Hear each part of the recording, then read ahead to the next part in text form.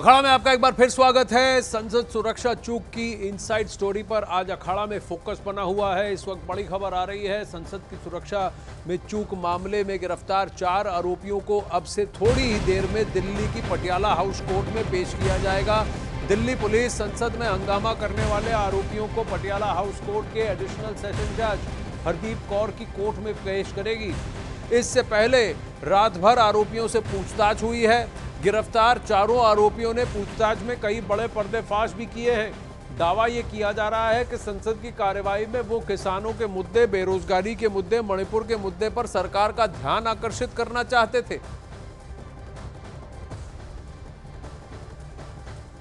तो अब से थोड़ी देर में इनकी कोर्ट में पेशी होगी। यूएपीए के तहत इस मामले की जांच जारी है। इरादा या इशारा इस तरफ है कि दिल्ली पुलिस और भी फर्दर कस्टडी की मांग करेगी।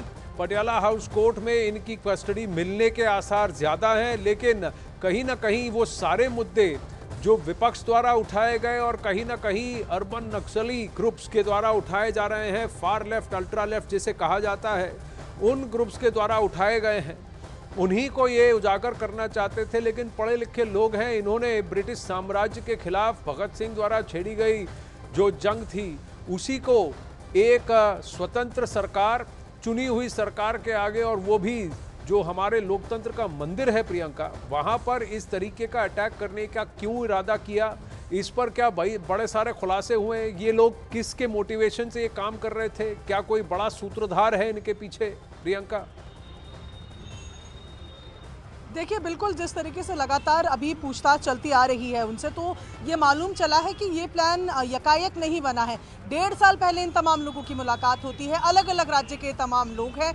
इसी साल मार्च में ये लोग फिर मिलते हैं। किसान आंदोलन जो हो रहा था चंडीगढ़ एयरपोर्ट के पास, वहाँ इनकी मुलाकात होती है। एक आरोपी आकर दिल्ली आते हैं, संसद को देखते हैं कैसी सुरक्षा है, कहाँ जूतों की चेकिंग नहीं होती है, कहाँ स्ट्रिक्टनेस थोड़ी कम है, उसको पॉइंट आउट करते हैं। फिर दूसरे आरोपी जुलाई में आते हैं और वो पूरे संसद की रेकी करके जाते हैं, कहाँ से जाना सुगम रहेगा, आसान रहेगा, पास के लिए लगातार जतन करते हैं। और फिर जब कोर्ट में, जब संसद में पहुंचते हैं, तो फिर वो क्या करते हैं, वो तस्वीरें कल हमने देखी है। ऐसे में अभी तक ये जो बता रहे हैं, इनका कहना है कि ये चाह रहे थे कि ध्यान आकर्षित करें वो तमाम मुद्दे जिनको लेकर ये नारेबाजी भी कर रहे थे। लेकिन सबसे बड़ा सवाल आनंद यही उठता है कि क्या यही एक जगह थी जहां पर ध्यान आकर्षण करने के लिए इतना बड़ा स्टेप उठाया जाए। ये तमाम लोग बेहद पढ़े लिखे हैं। नीलम की अगर बात की जाए तो 5-5 डिग्रीज हैं। ऐसे में तमाम यूनिवर्सिटी से पास आउट लोग, जिनको मालूम है कि संसद की सिक्योरिटी किस तरीके की होती है, संसद में इस तरीके से जाने पर क्या परिणाम हो सकते हैं। यूएपीए की सेक्शन 16 और 18 लगा है, तो आप मानिए कि 5 साल की इंप्रीजमेंट से लेकर लाइफ इंप्रीजमेंट। और देखिए, विरोध प्रदर्शन करना एक डेमोक्रेटिक हक है, लेकिन संसद के, लोकतंत्र के मंदिर के अंदर जाकर इस तरह से इतनी बड़ी सुरक्षा ब्रीच कर एक सिक्योरिटी रिस्क पैदा करना, क्या ये जायज है? बहुत बड़ा प्रश्न है। इनका मोटिवेशन कौन है, इनके पीछे कौन है, इस पर भी अभी निगाह बनी हुई है।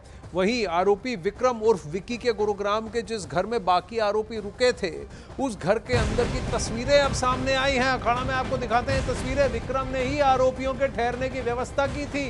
विक्की के कमरे से भगत सिंह की कई सारी किताबें मिली हैं। आरोपियों के बैग भी विक्की के कमरे में मिले हैं। दिल्ली पुलिस देर रात सभी आरोपियों के सामान अपने कब्जे में लेकर गई है। विक्की और उसकी पत्नी फिलहाल पुलिस की हिरासत में है, उनसे पूछताछ की जा रही है। ये वो तस्वीरें हैं। छोटा सा घर है, इस घर के अंदर आकर ये चारों रुके थे। 3 दिन 3 रातें 2 दिन। 10 तारीख से ये लोग 13 तारीख तक यहीं पर रुके थे।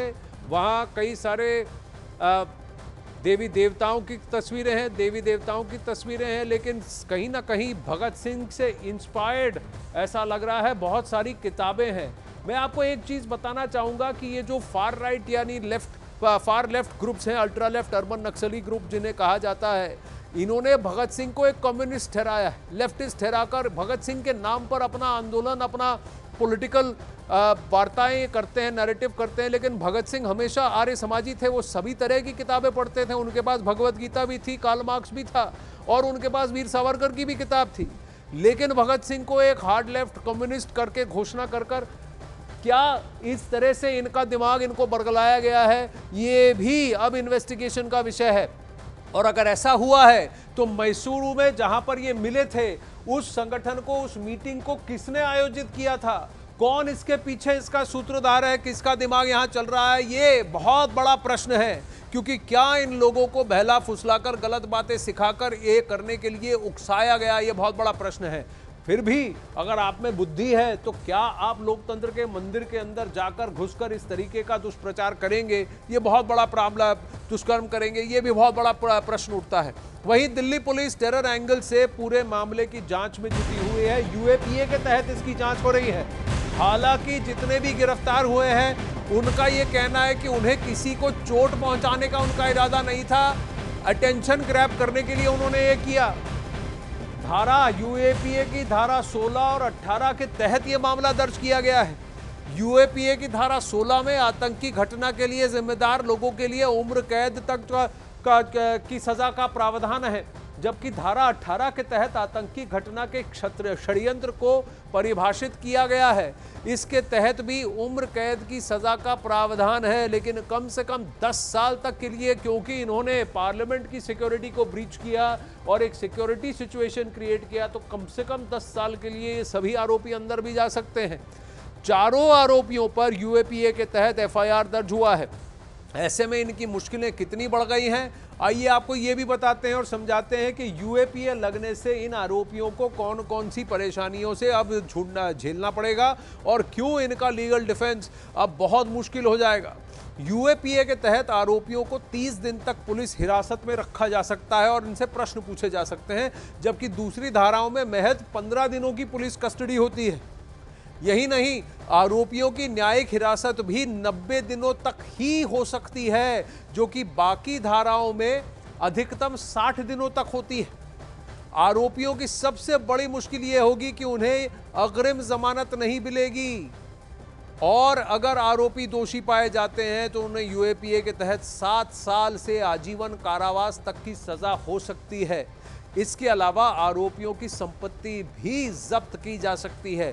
कहीं ना कहीं ये पृष्ठभूमि बनाने की कोशिश ये आरोपी करते आ रहे हैं कि इन्हें किसी को जानी नुकसान पहुंचाने का इरादा नहीं था, ये कलर बॉम्ब इसीलिए ले जा रहे थे क्योंकि इनका प्रदर्शन का इनका महत्व, लेकिन ब्रीच इन्होंने पार्लियामेंट की सिक्योरिटी को किया है और संसद के अंदर जाकर इस तरीके का ब्रीच करना, इसीलिए यूएपीए अट्रैक्ट किया गया है और दिल्ली पुलिस ने इनकी ये पूरी कार्रवाई यूएपीए के तहत कर रही है।